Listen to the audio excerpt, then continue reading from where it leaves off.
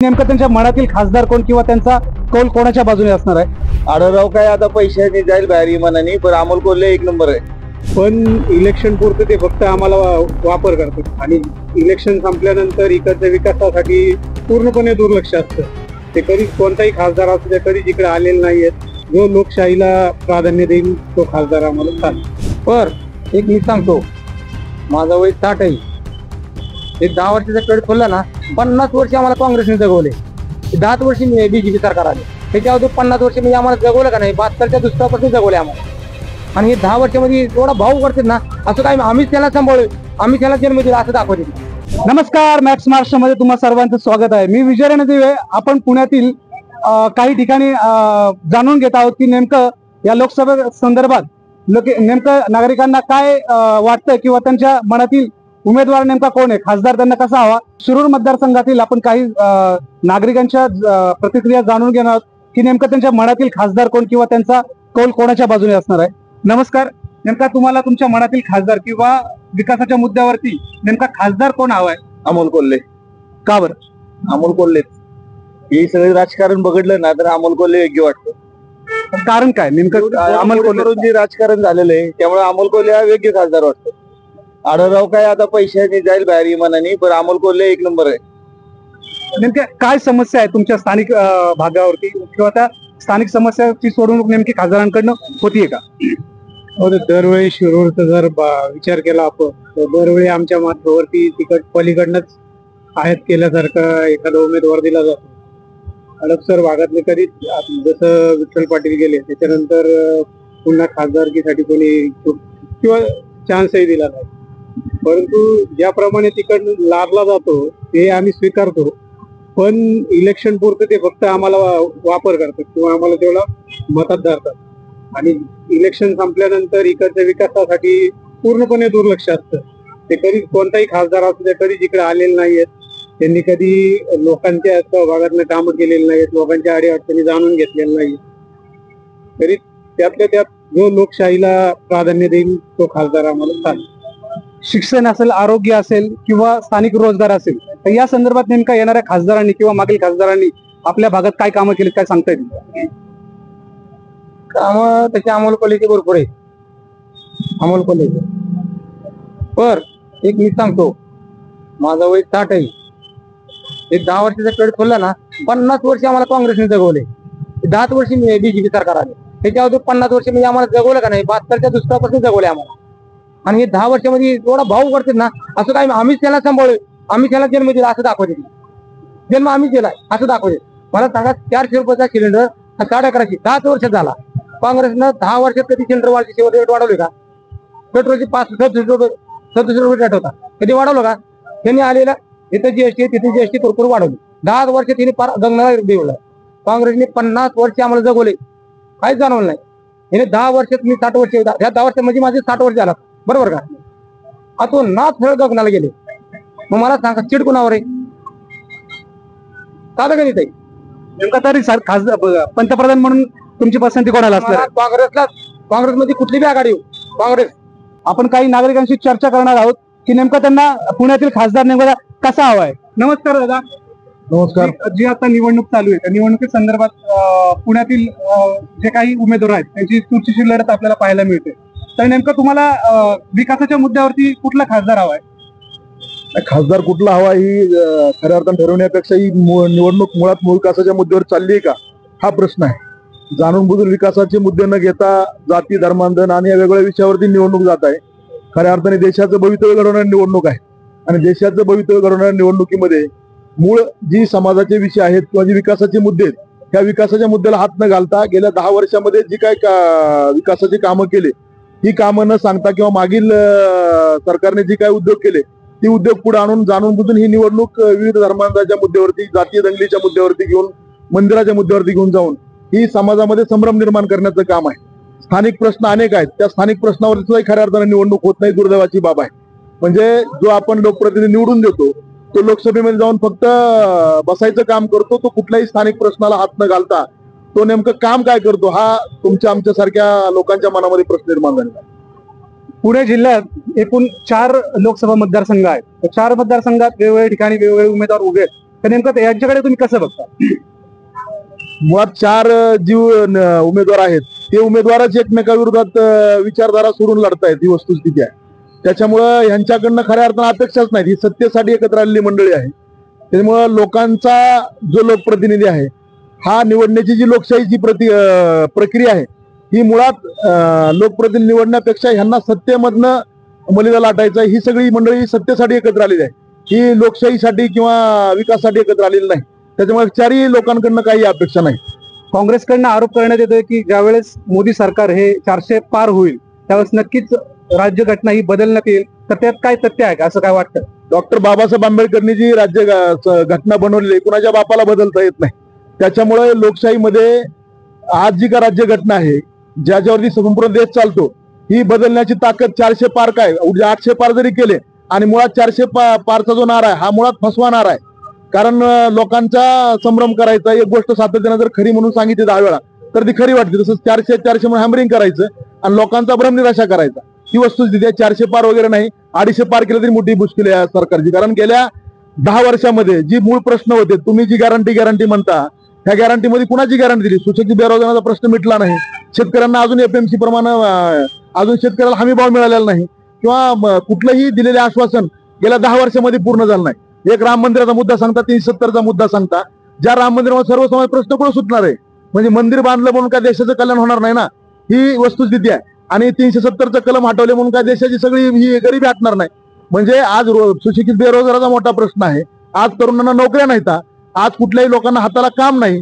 त्याच्यामुळं ही निवडणूक ह्या मुद्द्यावरती लढली गेली पाहिजे. मध्यंतरी मराठा आरक्षणाचा मुद्दा हा जोरदार चर्चा संपूर्ण महाराष्ट्रात झाली होती, तर त्या संदर्भात नेमकं काय सांगाल की काय अपेक्षा पूर्ण झालेत नाही झालेत, किंवा येणाऱ्या सरकारकडनं काय अपेक्षा आहे? नाही, आता मराठा आरक्षणाचा जो मुद्दा यांनी सरकारने जो 10% विषय करून दिला होता की 10% त्यांना आरक्षण देऊ, आणि ते दिलं होतं. पण ते 10% आरक्षण काय कोर्टामध्ये टिकणार नाहीये. इतकाही रोजगार त्यांना मिळत नाही. 23-24 हजार रुपये पगारावरती त्यांना वर्षानुवर्ष काम करावं लागतंय. तर टेंडर भरणारा जो एजन्सी आहे त्या एजन्सीला त्या 24,500 मधून त्या पगार त्याच्या नावावर जातो, त्याच्यातून 5,000 आणि 10,000 काढून घ्यावे लागतात. तर हा सगळा बाजार झालेला आहे आणि एक दिवशी हे सर्वांच्या अंगलट येणार आहे. मग ते राष्ट्रवादीचं असू दे, काँग्रेसचं सरकार असू द्या अथवा भाजपचं सरकार असू द्या, रस्त्यावर मारतील या लोकांना. हे अशी परिस्थिती ही या बेरोजगारीमुळे निर्माण झालेली आहे. अशा अनेक मुद्दे आपल्याला चर्चा करताना दिसून आहेत. नेमका कसा खासदार तुमच्या भागात हवा आहे तुम्हाला? आमच्या भागात लोकांचं कल्याण करणारा खासदार पाहिजे, आणि हे सरकार म्हणजे फेकू सरकार आहे, दिशाभूल करणारं सरकार आहे. हे सगळं गुजरातला लुटून नेणारं सरकार आहे. आज इथली परिस्थिती महाराष्ट्रातली बघितली, किती उद्योगधंदे गुजरातला गेले. महाराष्ट्रात राहिलं काय? शेतकऱ्यांसाठी काय? आज गुजरातचा कांदा त्याला निर्यात करायला 2,000 टनाची ऑर्डर मिळाली, आणि महाराष्ट्रात का मिळत नाही? ही शेतकऱ्यांचं वाटोळं करणारे सरकार आहे. व्यक्ती सामान्य माणसाला भरडून खाणारा, पार रगडून खाणारं सरकार आहे. अशा नालायक सरकारचा धिक्कार करतो मी. अशा सरकारला सामान्य माणसांचं उभं करायला, जोड्या शेजारी उभा करायला नाही पाहिजे. एवढी लायकी या सरकारची. तुम्ही विचार करा, एक सामान्य शेतकरी, मी एक शेतकरी आहे स्वतः. तुम्ही सांगा, 1 एकराला जे उत्पादन खर्च येतो तेवढं प्रोडक्शन जेवढं मिळतं त्याचे पैसे तरी मिळतात का? आज शेतकरी का आत्महत्या करतो?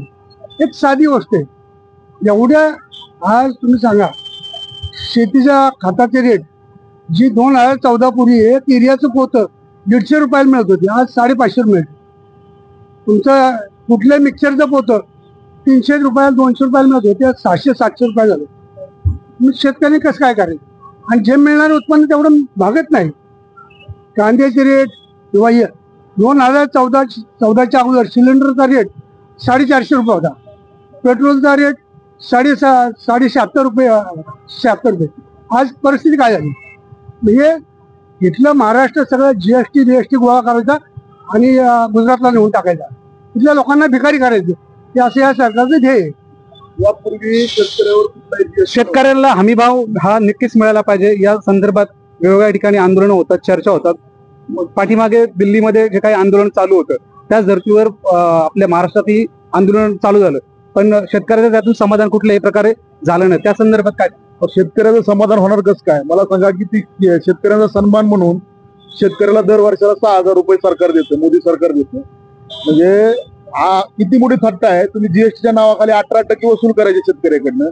मग ज्या खताचे भाव म्हणजे पूर्वी 400 आणि 500 रुपयाला पोतं मिळायचं ते तुम्ही 1800 रुपये 1600 रुपयाला नेऊन ठेवले. त्याच्यावरती परत 18% जीएसटी लावायची आणि इकडे भिकाऱ्यासारखे 2-2 हजार रुपये दान केल्यागत करायचे. म्हणजे वसूल करायचे. म्हणजे एका शेतकऱ्याला वर्षामध्ये गरीबातला गरीब शेतकरी जर असला तर किमान 1 लाख रुपयाचा खत लागतो त्याला.